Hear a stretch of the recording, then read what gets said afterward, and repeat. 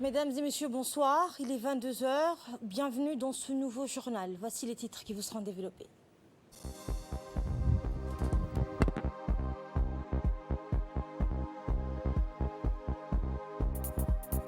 La République de Djibouti fait l'acquisition d'un nouveau navire. Et justement, début des opérations du corridor routier Djibouti-Balho. Élément de réponse dans ce journal. Le gouvernement sous-soudanais et les rebelles entrent dans la dernière phase des pourparlers jeudi. Nous sommes le samedi 18 juillet 2020. Merci de nous accueillir chez vous. La République de Djibouti a acquis un nouveau navire baptisé l'African Sun. Ce mastodonte a la capacité de transporter 1118 conteneurs, a accosté les quais du SGTD aujourd'hui dans l'après-midi. Cette nouvelle acquisition de longueur et de largeur de 147,9 mètres et 23,4 mètres est le deuxième navire que notre pays vient d'acquérir. Ce nouveau navire aura pour mission de fournir un service de navette de conteneurs entre les ports, y compris Jeddah, Berbera, Bosaso et d'autres destinations régionales. Il sera un élément nourricier pour la connectivité régionale. Cette nouvelle acquisition traduit l'ambition de Djibouti de devenir un acteur incontournable de la région. Une stratégie qui accompagne des opportunités économiques qui ont pour finalité au rayonnement de notre pays pour les décennies à venir. Le chef de l'État, Ismaël Omar Guelleh, va présider demain la cérémonie inaugurale de ce nouveau navire Nautilus djiboutien. Eh bien, le premier navire des marchandises SEC est arrivé ce matin au port de Tadjoura. Ce navire bâton pavillon norvégien déchargera 50 000 tonnes de charbon destiné à l'Éthiopie. L'arrivée de ce navire marque aussi le début des opérations du 3e corridor, mais aussi le 4e en général reliant notre pays à l'Éthiopie. Ce tronçon routier long de 128 km a été inauguré par le président de la République en novembre 2019. A noter que le port était déjà en opération depuis plus de 2 ans avec l'accostage des navires gaziers. La douane et l'immigration de 2 pays, mais aussi les autres institutions en charge du corridor sont déjà installées au poste frontalier de Balho pour les formalités douanières et permettre une procédure accélérée d'acheminement et de livraison. Plus de 1250 camions sont attendus pour acheminer ce premier 50 000 tonnes de charbon, dont un nombre important sont déjà arrivés depuis hier matin et ont emprunté le corridor routier Balho-Tadjoura. Écoutez le directeur des opérations du port de Tadjoura, Omar Hassan, pour plus de précision. Deuxième capitale de la République à Kélié.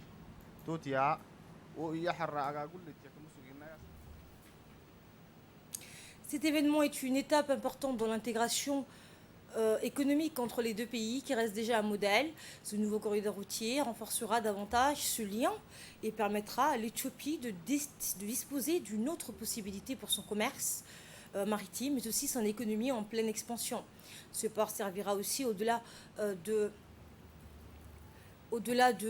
l'Éthiopie, mais sera également un point d'entrée pour les autres pays enclavés de l'Afrique de l'Est. Le directeur général du port de Tadjoura, Mohamed Aboubakar Hamad, a mis l'accent sur les préparatifs déjà mis en place par le port afin de répondre aux attentes en termes de performance de déchargement et de livraison. Nous l'écoutons. L'opérationnalité du projet de Tadjoura-Balho. Ce corridor va énormément bénéficier à la plateforme portière et au-delà pour la région. Notre partenaire principal aujourd'hui, l'Éthiopie, va bénéficier de ces débouchés et de ces alternatives que nous offrons. Et nous espérons que cette alternative sera crédible et efficiente pour le trafic éthiopien. Ça fait cela des ans que nous attendions cette perspective et toutes les institutions nationales ont participé de plein effort pour réaliser cet objectif. Nous venons d'atteindre aujourd'hui cette étape, mais ce n'est pas le but final et il nous reste encore le défi de la performance et la satisfaction des clientèles. Et nous nous attelons aujourd'hui sur cette perspective que nous espérons que le port de Tadjoura va donner entière satisfaction avec son nouveau corridor qui aujourd'hui va fluidifier le trafic et va permettre à l'Éthiopie de mieux assurer son approvisionnement et de satisfaire sa croissance économique qui est en fond. Ceci est un point crucial pour les deux États et de facto qui va développer un peu l'intégration régionale entre les deux pays et au-delà avec les pays voisins de l'Éthiopie comme le Sud-Soudan, d'autres partenaires un peu plus loin que nous voulons atteindre à travers ce nouveau corridor. Non seulement elle va soulager les trafics éthiopiens. Dans le reste de l'actualité, le ministre de l'Éducation nationale, Moustapha Mohamed Mahmoud, a procédé hier dans la plaine de Gagadé, située dans la région du Dikil, à la pose de la première pierre d'une école de base destinée aux enfants de différents campements de cette contrée. Le futur complexe scolaire sera composé de 3 salles de classe, d'une salle de cuisine, d'un réfectoire, d'un bureau du directeur et d'un logement pour enseignants. Le président de l'Assemblée nationale, plusieurs membres du gouvernement, des parlementaires ainsi que les autorités régionales en préparent à cette cérémonie. Il faut rappeler que l'implantation de cette école à Gagadé découle des doléances exprimées par les Dikilois lors de leur rencontre directe avec le chef de l'État lors de sa dernière tournée en décembre dernier. Le ministre a par ailleurs procédé sur place, histoire de symboliser cet événement, à la distribution des cartables scolaires et des uniformes de cette école qui ouvrira ses portes donc dès cette année.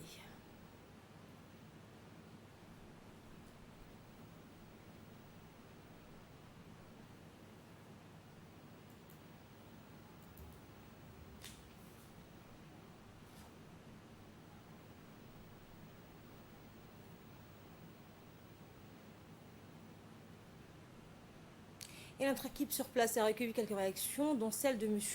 Abdidir. Aujourd'hui, c'est la cérémonie de pose de pierre de l'école de Gagadé. Et cette école de Gagadé, le ministre de l'Éducation nationale a voulu rapprocher les services de base sociaux pour la communauté djiboutienne, là où il se trouve. Suite à la tournée du président de la République, M. Ismaël Omar Guelleh, les doléances venaient des notables de Gagadé pour la construction de cette école. Et le ministre de l'Éducation, Moustapha Mohamed Mahmoud, a aujourd'hui posé la pierre pour le lancement de la construction de l'école de Gagadé. Cette école, qui se trouve autour d'un point d'eau, va permettre à la population de cette localité de se regrouper autour de ce point d'eau, mais également autour de cette école. Une fois que cette école va ouvrir les portes, ce sera la mise en place d'un village qui va se mettre en place avec la construction de tout ce que la population a besoin, que ce soit le dispensaire ou autre. Donc c'est un geste très important. Le ministre de l'Éducation nationale, Moustapha Mohamed Mahmoud, a toujours voulu répondre aux doléances des notables pour rapprocher l'école là où se trouve la population. Et la politique du ministre, c'est là où il y a des enfants, il doit y avoir une école. Et donc aujourd'hui, cette école de Gagadé n'est que le souhait de la population et la réponse adéquate où là où il y a des enfants, il doit y avoir l'école. L'école doit se rapprocher des parents, de la population éloignée. Et donc c'est cette politique aujourd'hui qui a été mise en œuvre, surtout avec cette cérémonie de lancement de la construction de l'école de Gagadé. Dans le reste de l'actualité, la Fédération djiboutienne de football a lancé hier officiellement la Ligue régionale de la saison 2020-2021 à Tadjoura. À son arrivée, le secrétaire d'État à la jeunesse et au sport et sa délégation ont été accueillis par le préfet de la région de Tadjoura, Hassan Dabalé, le directeur des régions du secrétariat d'État à la jeunesse et au sport, Omar Hassan, et son sous-directeur, Mohamed Ali, ainsi qu'une centaine d'amoureux du ballon rond. L'événement a débuté par un défilé sous le regard du secrétaire d'État à la jeunesse et au sport et de ses principaux collaborateurs sur la piste du grand terrain de Tadjoura. de toutes les équipes participantes. Sur place, un match a opposé deux équipes, celle de U20 contre celle de U25, toutes les deux issues de la Ville Blanche. La sélection U20 s'est donc imposée contre la sélection U25, qui n'a pas non plus démérité. Au sifflet final, les vainqueurs et vaincus se sont vus appeler sur le podium pour soulever les coupes.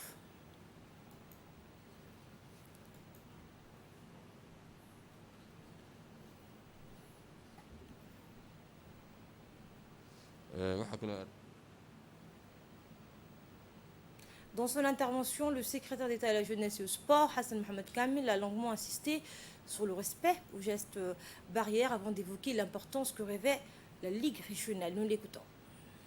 Blanche, Tadjoura, pour lancer officiellement avec la fédération et surtout en présence du préfet de la région, mon ami Hassan Dabelé. Après le confinement, est arrivé le déconfinement. Mais seulement, il faut savoir qu'il y a un décret qui a été mis en place par le président de la République, son Excellence M. Ismaël Marguerite, dans le cadre du déconfinement et dans le déconfinement progressif. Il faut savoir qu'une fois que les centres de développement communautaire et les terrains, l'accès aux joueurs, il s'est avéré que on ne voulait pas les lancer comme ça. Mais leur expliquer aussi que même si on va ouvrir le sport, il faut toujours mettre en place les gestes barrières. Et dans ce contexte aujourd'hui que Tadjoura accueille le lancement officiel du championnat régional. Vous l'avez vu, les équipes ont défilé, en leur tête l'équipe d'abord dynamique de Tadjoura en termes de ligue régionale, après les arbitres, après l'équipe de la sécurité, après les ramasseurs de balles qu'il faut féliciter au passage, et en dernier les équipes. Donc je voudrais passer ici un message à tous les footballeurs djiboutiens de la capitale et des régions pour dire, c'est vrai, on a ouvert les stades, mais chers amis, ce n'est pas parce qu'on a ouvert les stades qu'on va oublier les gestes barrières. Il faut savoir que cette maladie encore, elle est présente. Il ne faut pas l'oublier. Elle a fait un ravage. Des parents, des sœurs et des frères sont morts. Donc il faut mettre en tête que la maladie est toujours là et qu'il faut toujours respecter les gestes barrières. Donc j'exhorte les organisateurs à ce qu'ils appliquent à la lettre les directives du président de la République concernant les gestes barrières. Sport toujours, mais je vous emmène au sud cette fois, à Lissabé notamment, où l'association du Château d'eau de la région a organisé la clôture d'un tournoi sportif de l'été dans l'après-midi d'hier au stade Radeh. La cérémonie de clôture du tournoi d'été a vu la participation du préfet de la région, Moussa Aden, le président du conseil régional, Omar Ahmed, le secrétaire exécutif de l'ONAR, Hussein Hassan Dalal. Les jeunes de la ville de Hassadjouk se sont mobilisés pour participer au final de ce tournoi où deux équipes se sont affrontées pour la finale, à savoir l'équipe du Château d'eau contre l'équipe Quartier Ali. Ce match donc a été remporté par l'équipe de Quartier Ali par un score de 1-0. Rappelons que ce tournoi qui a commencé le 27 mai dernier a réuni 28 équipes de différentes catégories. Dans l'après-midi d'hier, les deux premières équipes de chaque catégorie minime, cadet et junior, ainsi que la troisième place junior ont été primées par les responsables de la ville. Le président de l'association, Souleymane El Merayad, a vivement remercié tous ceux qui ont, de loin ou de près, contribué à la réussite de cette journée. Les compétitions se sont déroulées dans une ambiance festive, avec un climat donc favorable en cette période de forte pluie dans la région d'Ali Sabi. Le premier vol commercial a atterri à l'aéroport international d'Amboli. Air France, à destination Paris-Djibouti, a atterri ce matin à 8h avec 49 passagers à bord. Les passagers ont été directement acheminés vers le nouveau centre de contrôle, de dépistage et de surveillance à l'aéroport. Des tests ont été réalisés pour ces passagers dans les nouveaux locaux des autorités sanitaires. Rappelons que Djibouti avait fermé ses frontières depuis le 18 mars, date de l'apparition du premier cas du Covid-19 à Djibouti. Cette réouverture sera soumise cependant à une série de mesures pour mieux lutter contre la pandémie du Covid-19.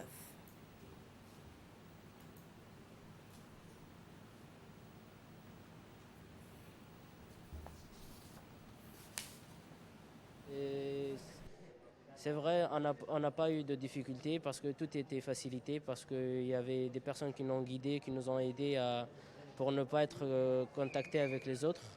On a été bien séparés, le vol a été impeccable. On s'est bien arrivé et tout allait bien marcher, alhamdulillah. Et suivant cette fois le mot du responsable du laboratoire. Exactement, on est devant la salle juste là où les passagers vont arriver, juste après avoir atterri. À l'intérieur, il y a aussi la salle de prélèvement qui se situe à l'intérieur, juste derrière la salle. En fait, le passager, dès qu'il va arriver ici, il passe au test de prélèvement avant de passer même à la caisse, sachant que le test est payant déjà. Il y a un circulaire qui dit ça, du ministère de la Santé.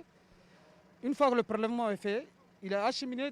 Juste derrière, il y a le laboratoire qui est à proximité de la salle. Une fois arrivé là-bas, les tests vont se faire au niveau des laboratoires, où il y a les techniciens qui sont sur place. Toutes les machines sont stationnées là-bas. Une fois le prélèvement va franchir au niveau de la porte du laboratoire, il va durer une question de 1 heure ou plus. Et pendant cette heure-là, les passagers vont rester bien au froid, bien ravitaillés, du moment qu'ils ont passé des longs trajets, donc ils vont être bien rataillés le temps qu'ils attendent l'heure de résultat. Elle a eu également un atelier sur un inventaire pilote des éléments du patrimoine culturel immatériel de la communauté Afar s'est tenu à Tadjoura.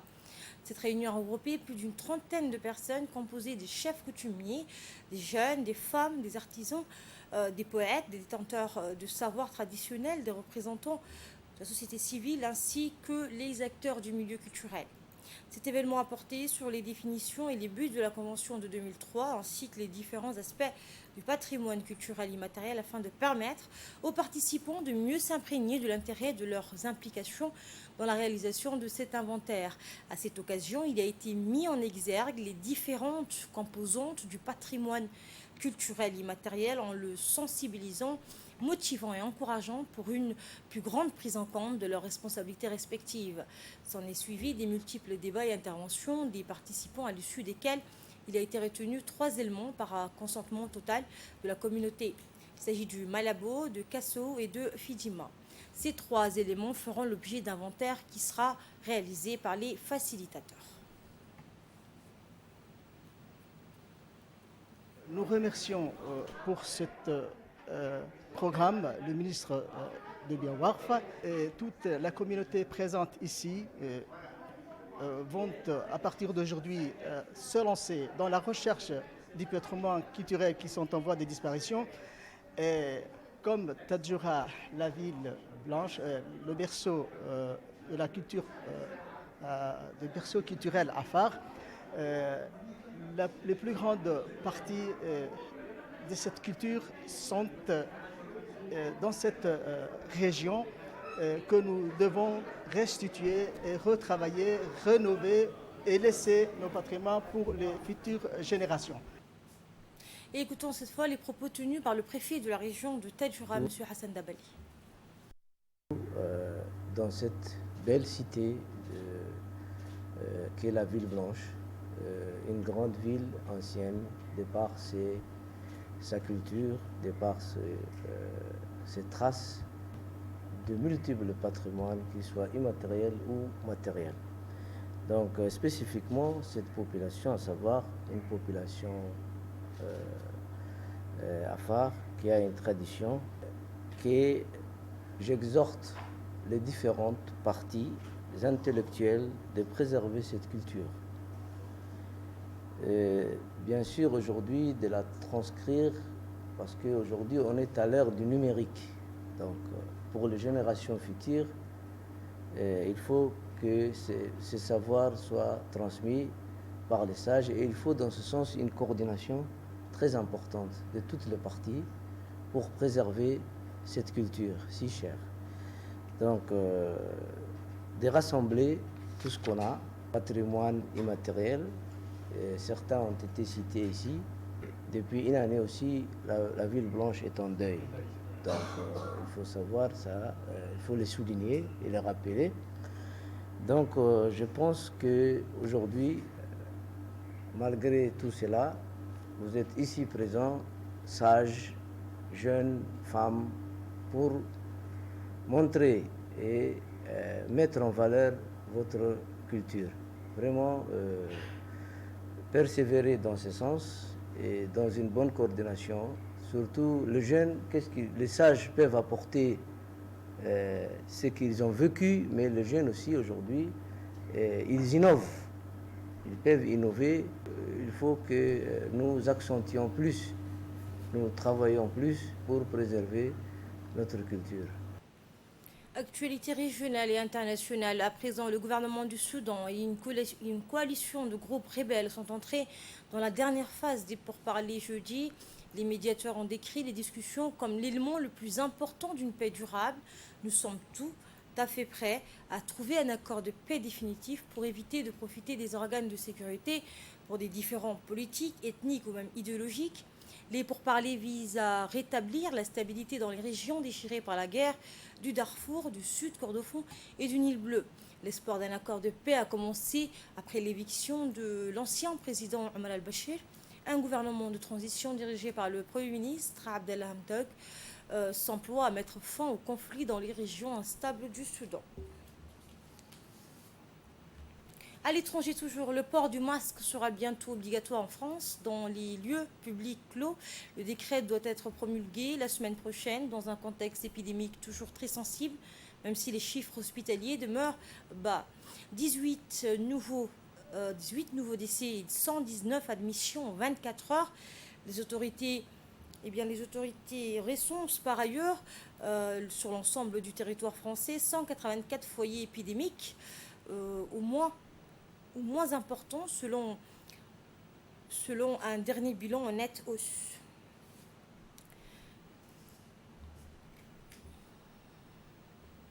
Et concernant le sommet européen en bras de fer à Bruxelles avec les frugaux, après de longues heures à Bruxelles, ils se sont retrouvés aujourd'hui, ils se sont séparés sur un constat de blocage. Ils se sont retrouvés aujourd'hui en fin de matinée. Objectif, parvenir à un accord sur le plan de relance de l'économie de l'Union européenne et surmonter la crise provoquée par le coronavirus. Ce plan est composé de 250 milliards d'euros de prêts et surtout de subventions à hauteur de 500 milliards. Les principaux bénéficiaires seront les pays les plus touchés par la pandémie, l'Italie et l'Espagne. Fin de ce journal, merci à vous de l'avoir suivi.